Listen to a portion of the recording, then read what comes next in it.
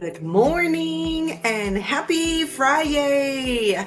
So my name is Jen Bailey and I'm a VSG athlete, and I had my gastric sleeve surgery 3 years ago. So today I wanted to go over, I had a question for myself because every few months or so I'll try and drink one of these teeny beeny little water bottles, and just see where my stomach is at, like size wise, how much it can hold. And I'll do it when I wake up in the morning. This way I know pretty much things are scooted out of the way, and then kind of go forward with that. But it just made me wonder, is there a procedure or some other way that you can kind of test this out and see if it not test out my water thing, but like a medical procedure to see, what the size of your sleeve is. Obviously, we know it does expand over time, but just a more accurate way.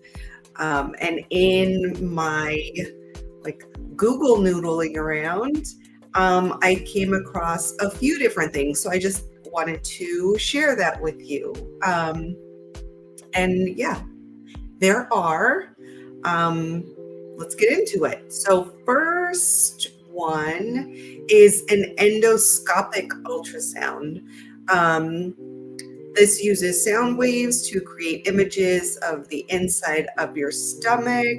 So they put the camera tubey thing down your throat and check things out that way and gauge. In my research of this question, I came across some images from different procedures, and not a fun fact, but just a crazy side note, I had no idea that our stomach can act, or our pouch can shape shift. So it just depends on your situation, your body, surgeon, whatever. There's all kinds of things. It's not just it happens. But yeah, I came across one that was it just looked like a mushy kind of lumpy thing. It was no longer the banana shape that they gave this person after surgery. So that was different. But yeah, the endoscopic ultrasound can take 30 to 90 minutes. And only about 19% of patients undergo this procedure without sedation. I know if I ever needed it, put me in some kind of relaxed mode, because I can't imagine having that thing down the gullet and being very conscious of that. So okay to those 19%, but yeah, you can do a mild sedation just to make you a little more comfortable, and not so about it. But that's one way, and they'll use the images to see what's going on in there. If there's any kind of issues, they can gauge the size, the length, the shape, all of that with the endoscopic ultrasound. The next one would be a CT scan. So that one uses x-rays to create detailed images of your tiny tummy. CT scan, pretty basic out there. They don't do anything. I've had a CT scan before, and yeah, it's not crazy difficult. It just depends on the person. You are stuck in an area for a little bit, and not sedation isn't really needed.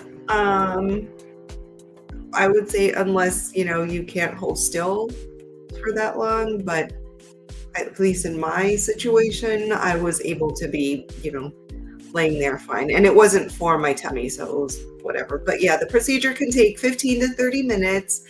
Um, if you're not able to hold still for that long, then there is an option for sedation, just so the images don't come out blurry, because then you'll have to do it all over again. And really, who wants to like sit for that? But again, that one can um, check the size, shape, volume, come really close to seeing how much it can hold. They do all the measurements. So that's way number 2. Let's go into number 3. So magnetic resonance imaging, MRI. That one uses magnetic fields and radio waves to create detailed images of your stomach. MRI, similar thing. You're stuck there. There is no moving, and they hear through the speakers. They're telling you what to do, what not to do. Okay, you're in it. Again, depending on the size of the area to scan, meaning like, are they scanning a big chunk of you? Let me take this off. Like big chunk, little chunk, what's going on in there? That can take anywhere from 15 to 90 minutes to scan, depending on that area. So with that, you may need a gentle form of sedation. They may give you, like, I think it's benzodiazepam or diazepam, something like that, just kind of mellow you out. This way, again, there's no movement and the images are crisp and not blurry. Because again, who wants to go through that? And those things cost money. So yeah, I'm not trying to spend double because I had to do a little squiggle in there. But with these things, with all 3 of them, the images can measure the length and width of your stomach and estimate its volume. So how much it can hold at the time of the scan, whether you're getting this 9 months post-surgery, a few years post-surgery. It's a far more accurate way than how I do mine every few months. But again, I have no reason to go to the doctor to request any of these procedures. So depending on like your situation and what's going on, if you need this medically, then your doctor will help you determine which procedure is best for you. So when I was reading this info, there was a few examples, like the one where the pouch kind of shape shifted and they knew something wasn't quite right inside them, so they went and got it checked out. There had to be revision surgery. If you're getting a revision surgery, so another one that I read, someone was like, I've only lost 20 pounds in like 8 months post-surgery, and I'm not sure why, like, did they not do it right or whatever? And they had to go in and get a revision, and they had to get the MRI to look at it. So it depends on that individual, what's going on with their tiny tummy, and that's how either one of those 3 options will get chosen. You'll go over it with your specialist to go from there. But again, my way is just checking out how much my tummy can hold, gauging it on either like this little teeny beanie water that holds 8 ounces first thing in the morning, or if I don't happen to have those little bottles, I'll just use a straight up measuring cup and go from there, just to see where I'm at. And water's easy. We know we need to start out with water first thing in the morning and stay hydrated throughout the day. But there are ways. It just depends on what's actually needed. I can pretty much guarantee if you go to your doctor and you say like, "Hey, can I get a CT scan just so I can see like what my stomach holds?" They're gonna be like, "No, girl, no," because it's done for medical reasons, because there's some like kind of bigger issue that they're concerned about. So yeah, that's what I came across in my research of this. I definitely, you know, for a good second there, I was like, well, maybe there is a way, and I can ask them. But yeah, no one's gonna do it just because you're curious, just because you want to know, or you want to be updated on it. It's definitely medically like necessary for one of those.